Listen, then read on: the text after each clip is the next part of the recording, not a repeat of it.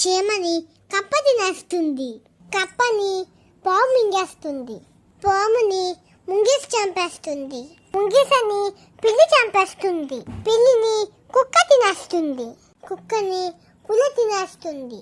పులిని ఏనుగు చంపగలుగుతుంది. ఏనుగుని సింహం చంపగలుగుతుంది. సింహాన్ని సర్వసార్వమృగం అనే 8 కాళ్ళున్న జంతువు తినేస్తుంది.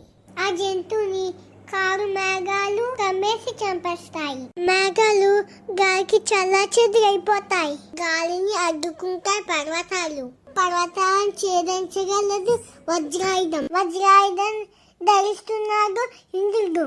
ఇంద్రుడిని ఓడించగలరు రాక్షసులు. ఆ రాక్షసుల్ని చంపడం కోసం, లోకంలో మంచి నిలబెట్టడం కోసం శ్రీ మహావిష్ణువు అవతారాలు ఎత్తుతున్నాడు.